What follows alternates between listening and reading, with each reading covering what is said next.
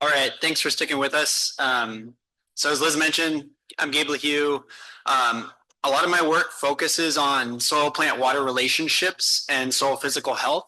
So I'm really excited to talk to you today about a project that is really at the nexus of soil physical health, soil moisture, and irrigation requirements for crops. So just to give a bit of brief background, why am I talking about irrigation requirements? So I think you all don't have to, I probably don't have to say this, but there's obviously a lot of competing demands for water resources in Northwest Washington. This figure is from the Skagit River Basin, but you can see, there's a lot of competition with municipal and domestic water rights, and this figure doesn't even include the minimum environmental flows. And so I know up here for folks on the Nooksack, there's a lot of scrutiny over how we're using water. So we really want to, make sure we're optimizing that water use. Climate change is projected to increase the demands on agricultural water use. This figure is again for the Skagit River Basin, but it's estimated, depending on the scenario, about a 10% increase in agricultural water use. But the other thing I want to point out is this is total agricultural water demand on the y-axis there. Look at the interannual variability compared to that projected change with climate change. The interannual variability is just huge. So you all already deal with a lot of variation between years in precipitation. And just to drive that home a little bit, this is now a figure from down in Mount Vernon, but this is growing season precipitation over the last 5 years. And in some years, we're getting double the amount of growing season precipitation as other years. So we really, one of the reasons we're focusing on irrigation requirements for this project is that, some of the growers came to us and wanted to have some of this work to really guide irrigation management, since trying to figure out how to adapt to that year-to-year variability. But I also mentioned that this project is looking at soil physical health. And so we mentioned in an earlier talk on the Mount Vernon long-term experiment how we had that road mapping session. And then I also showed this slide a bit earlier about those key soil health challenges, right? And a couple here that we're particularly concerned at this project is that we know that degradation of soil structure or soil tilth from tillage and soil compaction can reduce our water holding capacity, which means there's less water available to the plants. We also might have to irrigate earlier, and it also restricts root growth, right? And so if you have a smaller root zone, you're drinking from a smaller cup, so you might be depleting that water faster. But we also know that soil-borne diseases are a big issue, and so both of those we'll be looking at as part of this project. So our research questions with this project, we had 4 different research questions, and the first one was around soil moisture thresholds for irrigation, and then the amount of water applied at each irrigation. Down in the Skagit River Basin, or in Skagit County, we're mostly dealing with overhead irrigation, so big gun, or in some case boom cart irrigation.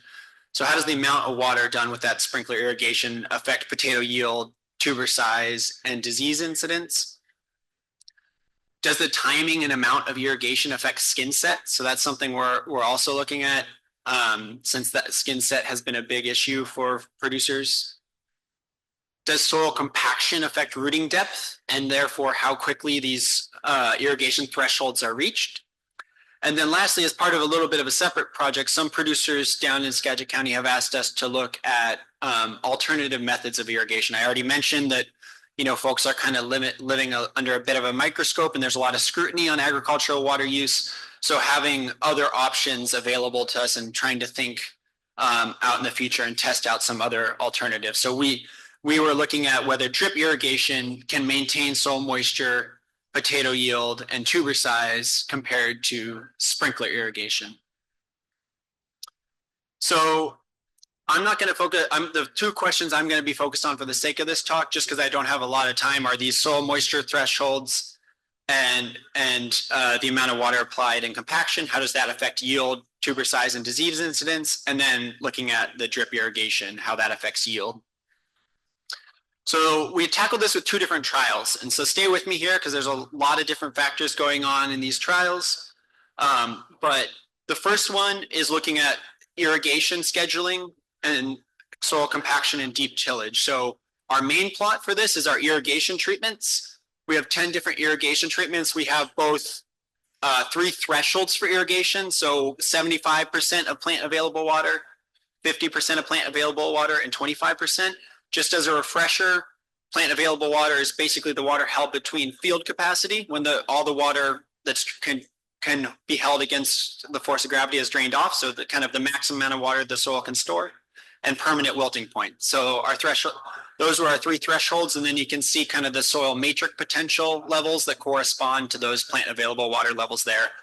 And those are just one measure of soil moisture. And then the second factor we varied was the amount of irrigation. So whether we applied a half an inch, 3/4 of an inch, or an inch. And those are pretty typical rates for growers down in Skagit County at each irrigation. And again, with sprinkler irrigation. And it was factorial. So we had each of these treatments at each like soil moisture threshold level. We had each of those irrigation amounts. And then lastly, we had a no irrigation control because unlike our previous speaker in Idaho, we can get away with that. We're just probably not going to optimize yield and quality, but it's really important for us to demonstrate the value of irrigation, especially as we do have more scrutiny on agricultural water use. So all these were irrigated with sprinklers. And then for figuring out when we met those thresholds of 75, 50, and 25% of plant available water, we used three different methods. We used two types of soil moisture sensors, two different measures of soil moisture, and then also a calculated water balance based on weather station data. And that was really important for us. I'd be happy to talk to anybody about that further if they'd like. But really, there's a lot of variability there. So being able to use those three approaches to triangulate, when two out of those indicated irrigation was necessary, that's when we irrigated because there's a lot of variability. And just going off one of those approaches, in my opinion, can lead you a little bit astray. So those are the irrigation treatments. And then the second part of this trial was our compaction and deep tillage treatments. So each of these kind of strips where you see that red line there, these were divided in half. And so we had strips that were either compacted or not compacted. And what I mean by that is the compacted ones had field traffic and then the initial rototilling of the field pretty soon after a rain event. So it was not ridiculous. It was definitely a time where somebody could get on the field, but it was higher soil moisture than recommended. And then also, it wasn't chisel plowed right before the last rototilling event. So it had been chisel plowed, but not right before the last rototilling event. Whereas our uncompacted treatment was we waited a few days to rototill. So it was rototilled when soil moisture was lower. And it was chisel plowed immediately prior to the final pass with the rototiller. And then real briefly, I also wanted to mention the second trial we did where this was just looking at irrigation methods. So a bit simpler of an experiment, although not necessarily simple to implement. So we had our sprinkler irrigation, which is kind of our standard practice. We had, again, a no irrigation control. And then we had two drip irrigation treatments, both of which I'm calling subsurface drip irrigation here. One of those was a very shallow treatment, so it was almost surface drip, but basically it would, at planting, it would have been on top of the soil, but then after hilling, it's buried under the soil. So, just a couple inches, but on top of the seed potatoes and on top of most of the tubers. And the other one we had was a deep subsurface drip irrigation. So that was buried down at 16 inches. So getting it quite a bit down there. And this, we really wanted to see if this was feasible for a couple reasons. Some of you familiar with production in other areas, for example, in California, they do a lot of deep subsurface drip irrigation where they can leave it in place for quite a few years and do all their tillage activities over that. So like, for example, in processing tomatoes, have the drip at 12 to 14 inches and do a lot of their activities that drip in the ground 10 years, depending on gophers and what other rodent damage you might have. But there's also areas in, like, say, in Nebraska, there's been trials where that's been drip in the ground for decades. And the reason we wanted to test this is because, what we producers is, one, it would be very hard to pull that drip tape at the if you pull that drip tape out at the end of the season with the shallow treatment, you'd have to get your potatoes out right after so you don't get any greening. And that's happening at a time where there's just already a huge amount of crunch with harvest. And so that would be really hard for the producers to do. And two, the economics of it there's not that many times producers irrigate each year, maybe 4 to 6 times a year down in Skagit County. And so is that actually going to be economically feasible to justify a drip system?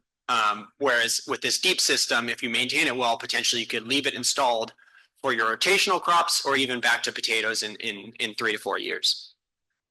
So all those were irrigated at 50% of plant available water on the same schedule as trial 1, same methods. And they were not irrigated the same amount. The irrigation methods were designed to achieve a target soil moisture.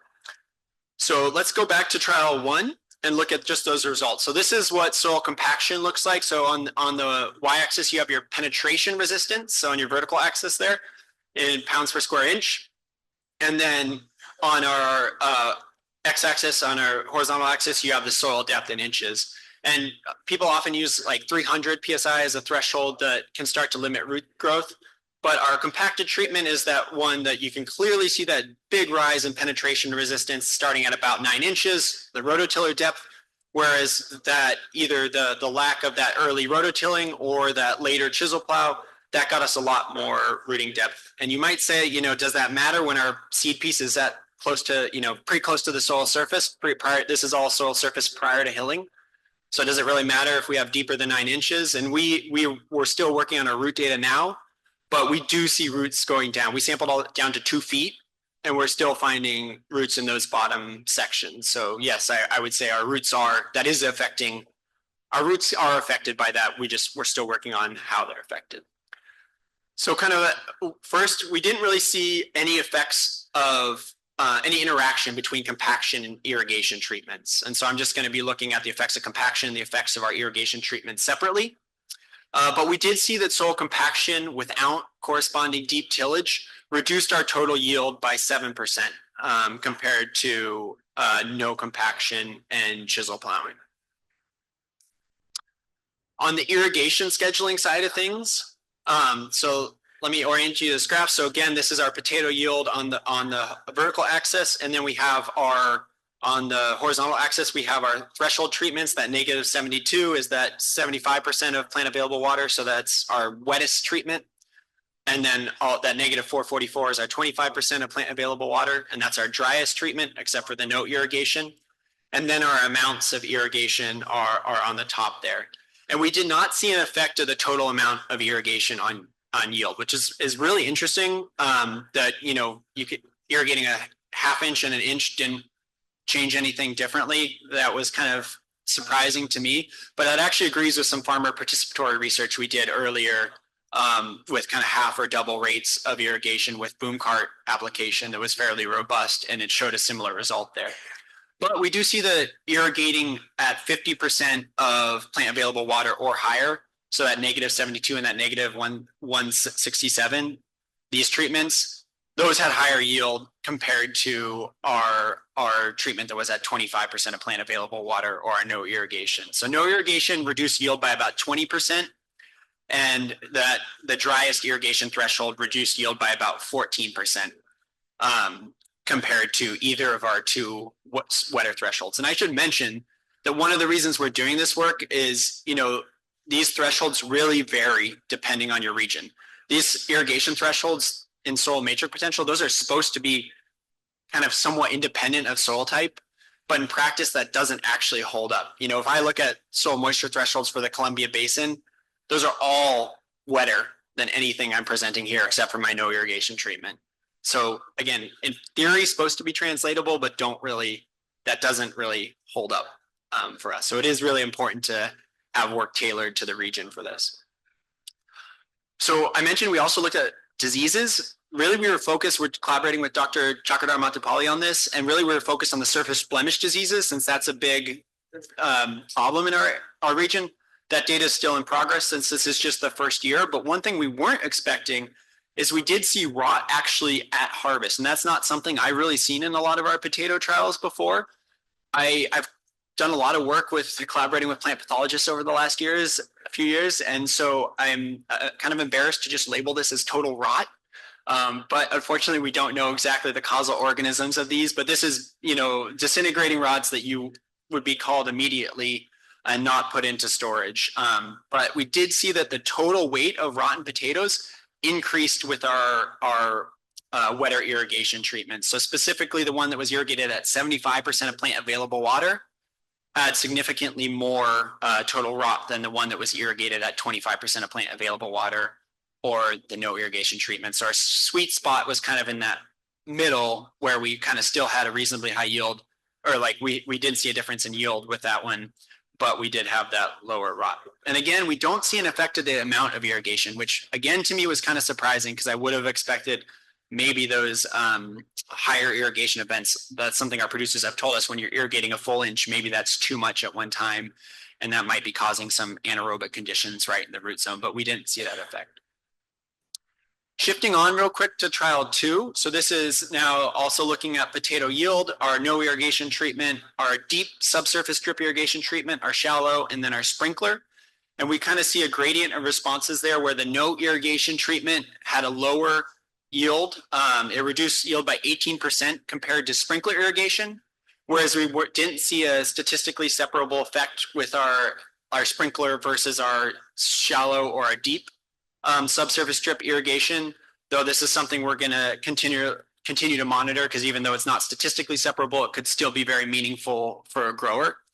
But I will point out that, this is something we're going to continue to work to optimize. We were honestly just, making sure we could get soil moisture up to, up to that root zone, up to that tuber when we have it buried at 16 inches. And so we were really able to do that in the first year.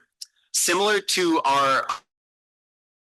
that soil would break apart easily with the deep subsurface drip irrigation and the no irrigation treatments, which I think is interesting if you think about, having to cart off all that soil to your packing shed and then when you're running your line and stuff. So I think that's something we'll continue to look at. Again, not something we're expecting, but just something we kind of had to roll with, but we did see a pretty clear effect there. So with that, I just want to briefly thank the funders for this, the WSDA Specialty Crop Block Grant Program. I want to thank the whole team that worked on this, Liz, Ed, Adam, Doug, also Em and Nancy. And then I want to thank our collaborators on this project, Dr. Matipali, Dr. Griffin LaHue, Dr. Neely, and Suzette Galanato. And I'd be happy to take any questions.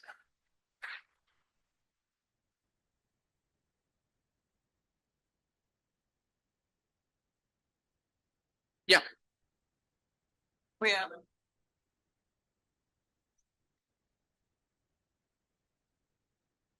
Since you were doing standard irrigation amounts at the half inch, 1 inch, starting at 50%, were you reaching field capacity or exceeding field capacity with maybe your 1 inch, or how did that factor in? Yeah, so you're talking about for the first trial where we have the different irrigation amounts, right? Yeah, so I mean, it really kind of depends on the threshold treatment, right? Because those drier ones, I mean, without getting too much into the weeds, like there's theoretical field capacity, like if you were doing kind of your calculated water balance, the drier ones, the amount you're adding with an inch is such that you would not still get back up to that field capacity. Whereas at the wettest level with that inch, you would get back up to field capacity. In practice too, all those treatments are gonna, if you look at the soil moisture sensors, are gonna spike the soil moisture a bit, but in the drier threshold treatments, you're not getting back up to field capacity. So you're kind of like declining and then maintaining, versus at the wetter treatments, you're kind of staying up there.